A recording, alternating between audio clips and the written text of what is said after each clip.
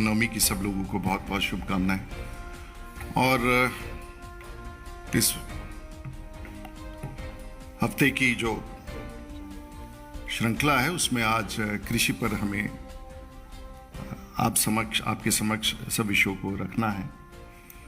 और सबसे बड़ी बात है कि जब आज के तारीख में ये निर्णय हुआ तो मैं कुछ आंकड़ों को विश्लेषित कर रहा था, और सबसे बड़ी उपलब्धि जो कृषि के क्षेत्र में आज के तारीख में, आज की तिथि में जो प्रतिवेदन प्राप्त हुआ है वाणिज्य मंत्रालय से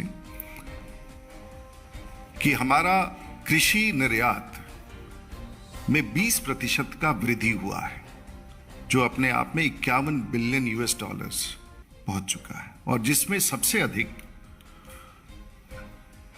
चावल का, धान का, जो लगभग 9.65 बिलियन यूएस डॉलर्स के अब तक पहुंचा है। और इसमें जो वृद्धि है गेहूं के निर्यात में लगभग वृद्धि है 2.25 बिलियन यूएस डॉलर्स का, और डेयरी के क्षेत्र में, पोल्ट्री के क्षेत्र में लगभग 96%। हालांकि उसका कुल वॉल्यूम कम है, लेकिन ये अपने आप में इस बात को दर्शाता है कि दुनिया में किस प्रकार से भारत के कृषि क्षेत्र की उपस्थिति दर्ज हुई। और उससे भी एक कदम आगे बढ़ करके आज जब मार्केट एक्सेस में कनाडा में जलगांव का केला के निर्यात की अनुमति प्राप्त हो गई है, और भारत में सबसे ज्यादा केले का उत्पादन जलगांव महाराष्ट्र में होता है, और पूरी दुनिया का 25% केला भारत में होता है, जिसका शेल लाइफ बहुत छोटा होता है। वैसी स्थिति में भारत का केले का मार्केट एक्सेस कनाडा को इसी हफ्ते प्राप्त हुआ, जो वाणिज्य मंत्रालय ने जानकारी दी है। इससे यह सिद्ध होता है कि भारत अब पूरी दुनिया में जो कई सारे फूड प्रोडक्ट्स पर जो रेस्ट्रिक्शंस थे, और खास करके हमारे वेजिटेबल प्रोडक्ट्स पर, उसके निर्यात की जो दृष्टि आज दिख रही है शायद अपने आप में ऐतिहासिक है। तो यहां से विषय शुरू करते हुए हम किसानों के विषय तक आना चाहेंगे। हम सब जानते हैं कि कृषि लगभग 58% जो ग्रामीण क्षेत्र में जो हाउस होल्ड्स हैं उनके जीवनोपार्जन का स्रोत है। और पूरे भारत में जो लगभग 307 मिलियन हेक्टेयर कृषि योग्य भूमि है, उसमें लगभग 181 मिलियन हेक्टेयर कृषि में उपयोग किए जाने वाले में, इसमें लगभग 140 million hectare net sown area है। और यह भी सही है कि दुनिया में जिस धरती पर सबसे ज्यादा अरेबल लैंड जिसे कहते हैं, जहां पर फसल उगाया जा सकता है, वो भारत में है। और हमारे यहां यह भी सच है कि सबसे ज्यादा छोटे श्रेणी के मार्जिनल फार्मर्स पूरी दुनिया में अगर सबसे अधिक संख्या में है, जो लगभग 86% है। तो हमारे लिए चुनौती है कि स्मॉल लैंड होल्डिंग्स पर फार्मिंग का विकास करें। और यह भी सच है कि भारत आज दुनिया का सबसे second largest producer of rice है, व्हीट है, शुगर केन है, ग्राउंडनट है, वेजिटेबल है, फ्रूट और कॉटन है। तो इन तथ्यों के बीच में भारत की सरकार ने, और हम लोगों ने जब से 2014 के बाद से हमारी सरकार आई, किन किन विषयों पर हम लोगों ने निर्णय लिया और कहां कहां तक पहुंचे, ये किसानों तक पहुंचाना आपके माध्यम से बड़ा आवश्यक है। इस देश में कृषि का बजट 2013-14 तक 21,938 करोड़ था। वो 2022-23 में बढ़कर के 1,32,000 करोड़, यानी कि 5.5 गुना ज्यादा। और अगर प्रतिशत में देखें तो हम 360% हमारी बढ़त हुई है, जहां तक हमारे बजट का सवाल है, भारत की सरकार का बजट जो कृषि के क्षेत्र में है। खाद्यान्न में जो हमारा प्रोडक्शन था 2013 में 265 मिलियन टन, वो बढ़ के अब 305 मिलियन टन हो गया है। और ये अपने आप में अभी तक का सबसे बड़ा आंकड़ा है। हॉर्टिकल्चर में जो हम 2013-14 तक 280 मिलियन टन थे, वो बढ़कर के 21-22 में 321 मिलियन टन हो गया है। हमेशा बात होती है एमएसपी का, और एक तुलनात्मक आंकड़ा, क्योंकि किसी भी सम्मेलन में, संवाददाता सम्मेलन में अगर हम बात करते हैं तो किसानों को एमएसपी की विषय के बारे में हम जरूर चर्चा करते हैं और सवाल पूछा भी जाता है। तो मैं सिर्फ इस पर एक छोटा सा आंकड़ा देना चाहूंगा कि जो हमारे पैडी का 2013 में जो एमएसपी था वो 43% बढ़ा है 2021-22 में, और गेहूं का 2013-14 में जो हमारा अनुपात था वो लगभग 41% बढ़ा है एमएसपी इस पूरे 7 साल में।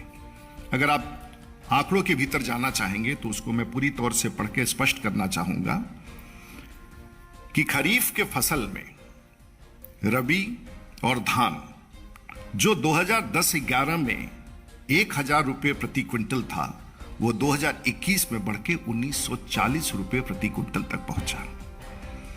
और रबी के फसल में जो गेहूं का था, अगर ये दो मानक हम लेते हैं, जो 2010-11 में 1,120 रुपये प्रति क्विंटल था वो 2021-22 में बढ़ के 2,015 रुपये क्विंटल है। तो लगभग आप इस वृद्धि को दुगुना के स्तर पर देखेंगे, और इस विषय को हम लोग बार बार इसलिए भी कहना चाहेंगे कि यह सचमुच का एमएसपी में वृद्धि है जो पूरे भारतवर्ष के किसान के लिए लाभकारी बनता है। इसके साथ माननीय प्रधानमंत्री जी ने बहुत सारी ऐसी योजनाएं, और क्योंकि हम और संजय मयूख बिहार से आते हैं और मैं कई चीजों के बीच में मैं बहुत बड़ा किसान भी हूं, और मुझे हमेशा ये लोगों से बात करके लगता था कि किसान कभी अमीर नहीं हो सकता, और ये चुनौती रहती है हर सरकार के लिए, कि हमारी सरकार ने, देश के प्रधानमंत्री ने इसको चुनौती स्वीकार किया है। और ये जो हमारा स्टेटमेंट है इसमें फर्क दिखना है। और लोग कई बार कहते हैं रूरल डिस्ट्रेस, तो मैं आपको दावे के साथ कहता हूं बिहार, मध्य प्रदेश, छत्तीसगढ़, राजस्थान, उत्तर प्रदेश, कुछ विकसित राज्यों में कुछ किसानों का मामला अलग हो सकता है, लेकिन जहां तक इन मध्य प्रदेश और इन बड़े प्रदेशों का सवाल है, दक्षिण में भी फार्मर डिस्ट्रेस का कोई स्वरूप नहीं है, और इसके लिए देश की सरकार ने एक बड़ा स्वरूप पैदा किया। पीएम किसान सम्मान निधि, और यह सीधा सीधा किसान के खाते में जाने वाला पैसा है जो 2019 में प्रारंभ किया गया, और 6,000 रुपया 3 इंस्टॉलमेंट में किसानों को दिया गया, और अभी तक 1,39,000 करोड़ रुपए किसानों के खाते में गए हैं, जो लगभग 11.05 करोड़ परिवारों को लाभान्वित किया है।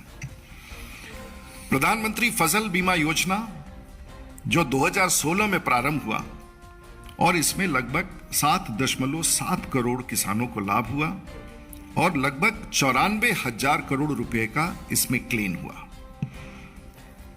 इस योजना में किसान भी अपना प्रीमियम देते हैं, तो जो किसानों का प्रीमियम आया वो लगभग 17,000 करोड़, और मुआवजे का जो दावा था उसमें लगभग 94,000 करोड़, यानी कि हर 100 रुपया पर जो इंश्योरेंस का पैसा अपने खेत पर, अपने फसल पर किसान ने लगाया था, उसमें हर 100 रुपये पर उसको 526 रुपये का लाभ हुआ, उसको इंश्योरेंस सरकार की तरफ से उपलब्ध कराया गया।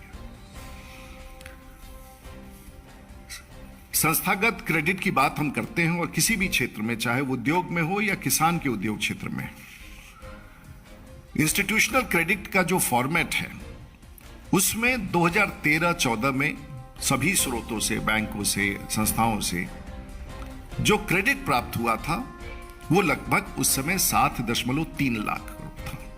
आज 2021-22 में 16,500,000 करोड़ के आसपास पहुंच चुका है, और जो पहले 4% इंटरेस्ट था किसानों के इस लोन पर, उसे भारत की सरकार ने, देश के प्रधानमंत्री जी ने, नरेंद्र मोदी जी ने, सिर्फ ये पहले किसानों को खेती के लिए था, उस 4% इंटरेस्ट को एनिमल हस्बेंड्री और मत्स्य पालन के लिए भी लागू किया है, जिसका पूरे देश में लाभ हुआ है। सॉइल हेल्थ कार्ड के बारे में जब हम बात करते हैं तो सामान्य रूप से हम सब समझने में असमर्थ रहते हैं कि आखिर में ये सॉइल हेल्थ कार्ड जिसकी चर्चा करते हैं उसका उद्देश्य क्या है। और आज भारत में 11.97 करोड़ परिवार किसानों को सॉइल हेल्थ कार्ड मिला है। और ये सॉइल हेल्थ कार्ड क्या है? ये मिट्टी की जांच परीक्षण का ये कार्ड क्या है? और इसमें 4 प्रमुख पैरामीटर हैं, और इससे कैसे परिवर्तन हुआ, एक विषय जो देश के प्रधानमंत्री बार बार कहते हैं इसमें जो जांच परीक्षण होता है उसमें मैक्रो न्यूट्रिएंट्स होते हैं। यह देखा जाता है कि मिट्टी में नाइट्रोजन कितना है, फास्फोरस कितना है, पोटेशियम कितना है। जो सेकेंडरी न्यूट्रिएंट है उसमें देखा जाता है कि सल्फर कितना है। और माइक्रो न्यूट्रिएंट्स वो होते हैं जिसमें बोरॉन, जिंक, आयरन, मैग्नीशियम और कॉपर होता है। और एक चौथा पैरामीटर है जो सॉइल हेल्थ कार्ड में जो सभी किसानों को दिया जा रहा है, उसमें पीएच वैल्यू। आप पीएच के बारे में आपको चर्चा की आवश्यकता नहीं होगी। और ईसीओसी होता है। ईसी जो एक शायद कभी भी हम लोग किसानों तक इस विषय को नहीं पहुंचा पाते थे, इलेक्ट्रिकल कंडक्टिविटी का भी जो होता है, जो सोडियम से किस प्रकार का सोडियम का मिट्टी में कितना परत है, कितना है, और ऑर्गेनिक उसके अंदर और ऑर्गेनिक कंडक्टिविटी, ये दोनों 4 पैरामीटर्स दिए जाते हैं। और मैं आपको बताना चाहूंगा कि सॉइल हेल्थ कार्ड, आज आप इस बात को जानते हैं कि देश में सॉइल हेल्थ कार्ड के उपयोग से फर्टिलाइजर, खाद का कंजम्पशन पूरे भारतवर्ष में 10 से 15% कम हो गया है। और प्रत्येक वर्ष लगभग 6500 करोड़ रुपया सिर्फ सॉइल हेल्थ कार्ड के परीक्षण से किसानों को लाभ मिलने लगा है। हम जानते हैं इस देश में किसानों के लिए फर्टिलाइजर सब्सिडी जो बहुत बड़ी राशि है, लगभग 1,26,000 करोड़ का, उसमें लगभग 8 से 10% तक की बचत हुई है। और प्रोडक्शन में, फार्म प्रोडक्शन में लगभग 5 से 7% की वृद्धि हुई है। धान के फसल में यूरिया की खपत लगभग 9% कम हुआ है और डीएपी का खपत 7% कम हुआ है।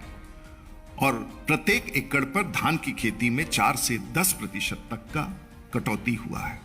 शायद ये सामान्य रूप से समझाना बड़ा कठिन होगा, लेकिन अगर एग्रीगेट तौर पर देखें तो किसानों को सॉइल हेल्थ कार्ड का एक बहुत बड़ा लाभ मिला है, जो देश के प्रधानमंत्री ने अपने देखरेख में इस विषय को पूरे भारत के कोने कोने तक पहुंचाया।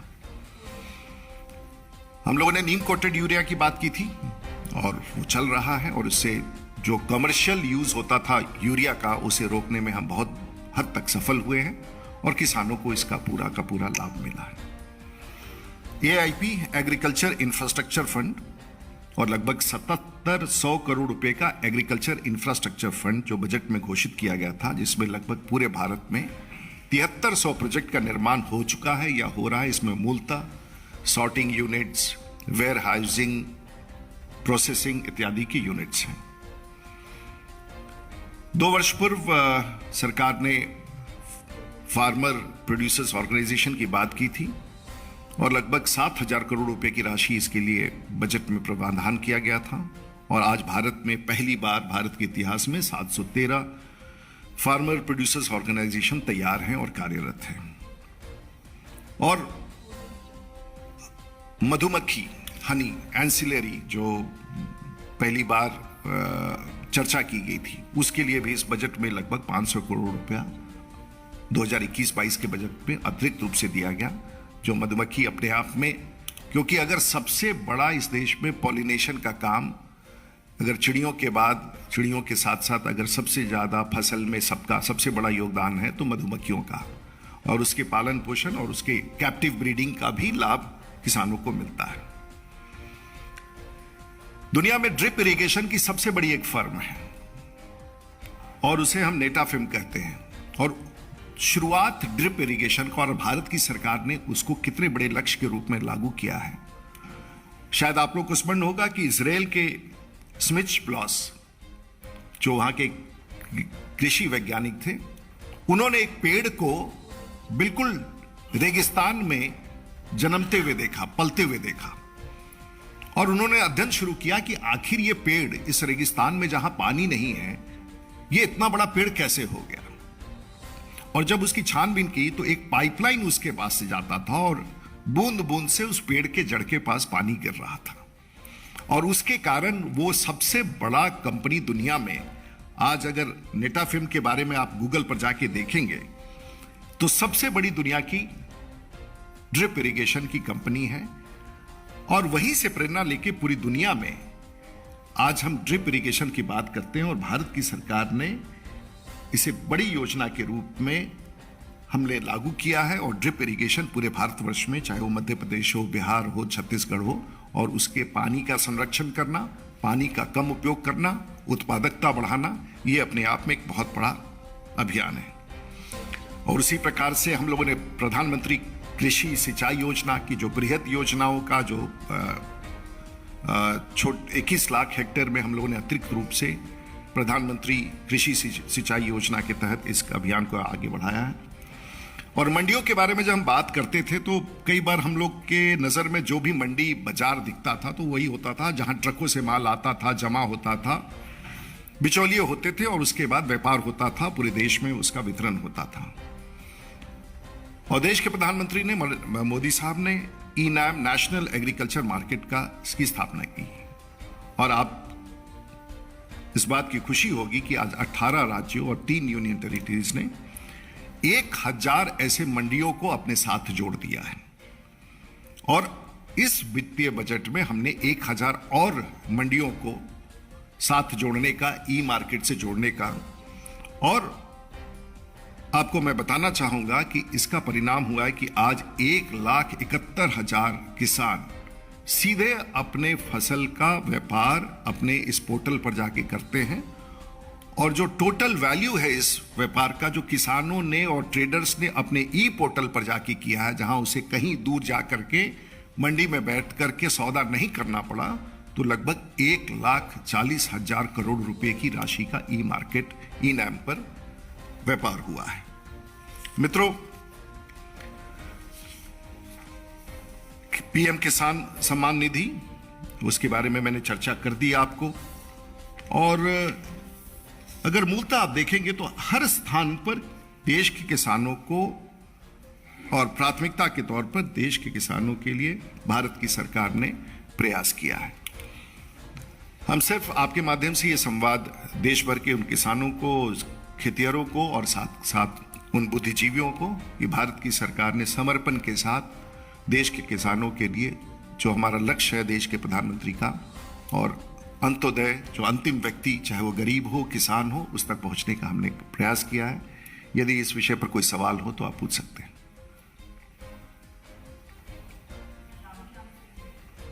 इस विषय से इतर वो अलग से हो जाएगा। इसी विषय से लेके आप दोनों भी जिस स्टेट का जिक्र करते थे, 5 साल भी उसी स्टेट, उसी जिले से आते हैं।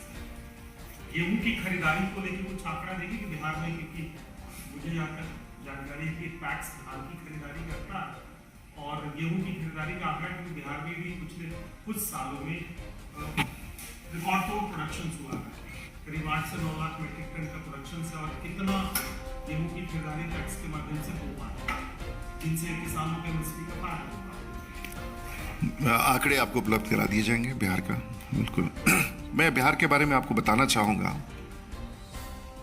और मैं भी लगभग 50 एकड़ में खेती करता हूं और अच्छी खेती करता हूं।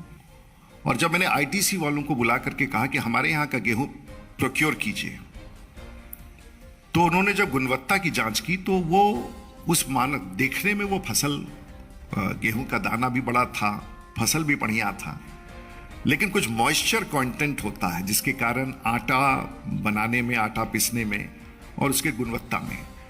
तो बिहार में हम लोगों ने इस बड़े अभियान को चलाया है कि गेहूं के फसल की गुणवत्ता बढ़ा करके अंतर्राष्ट्रीय मार्केट तक पहुंचे। देश की सरकार ने हमारी पहल पर, और बिहार की सरकार ने इस काम को शुरू किया है।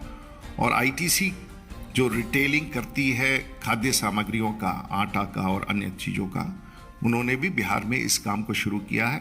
आपका ये सवाल कि बिहार में गेहूं का फसल कितना है, पैक्स में है, तो इसके आंकड़े हम आपको उपलब्ध करा देंगे।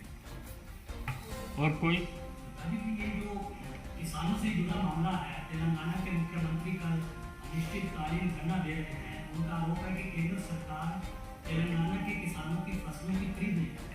कैसा देखते हैं? एक तरफ आप उपलब्धि दे रहे हैं, दूसरी तरफ तेलंगाना के मुख्यमंत्री यहाँ पर धरना दे। देखिए, ये विषय कई दिनों से मैं देख रहा था, और स्पष्ट रूप से भारत की सरकार ने उनको उत्तर भी दे दिया है। पार्लियामेंट में भी वो इस विषय को उठाते रहे, लेकिन मैं नहीं समझता हूं कि खरीद, ये मूलतः राजनीति है, खरीद से जुड़ा हुआ विषय नहीं है।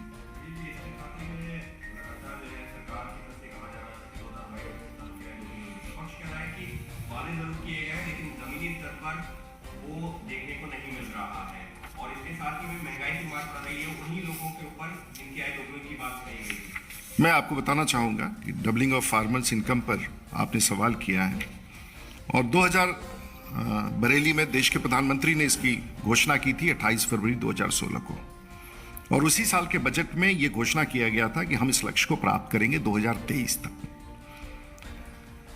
और डॉक्टर दलवी के नेतृत्व में एक कमेटी घोषित की गई, उसने एक अंतरिम रिपोर्ट 2018 में सुपुर्द किया और उसके बाद यही बॉडी को एम्पावर्ड कैबिनेट से इसे एम्पावर्ड बनाया गया और उसके पश्चात इसमें विस्तार से एक बड़ी योजनाओं की श्रृंखला और जिन विषयों को हम आपको बता रहे हैं इस बात को आपको जरूर ध्यान में रखना होगा कि 2023 का लक्ष्य इसलिए नहीं पूरा हो पाएगा क्योंकि पिछले 2.5 साल से कोविड के कारण इसमें काफी अड़चनें आई हैं।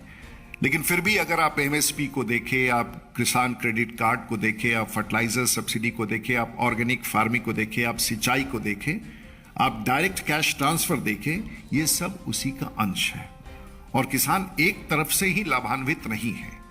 लेकिन अनफॉर्चुनेटली ये जो हमारे जो नेता हैं, जो ना तो उनको संवाद है किसानों से, ना संवाद है उन तक पहुंचने का उनका प्रयास है, तो दिल्ली में बैठ करके किसानों की चर्चा करना मैं नहीं समझता हूं कहां तक उचित है। इसलिए दुर्भाग्यपूर्ण है उनके बयान और देश के प्रधानमंत्री जिन्होंने लक्ष्य बनाया है, हमारे लिए सबसे बड़ा लक्ष्य और मुद्दा किसान है और हम उसके साथ खड़े हैं और मैं समझता हूं कि देश का किसान भी इस बात को पूरी तौर से महसूस करता है कि भारत की सरकार, देश के प्रधानमंत्री किसानों के साथ मजबूती के साथ खड़े हैं।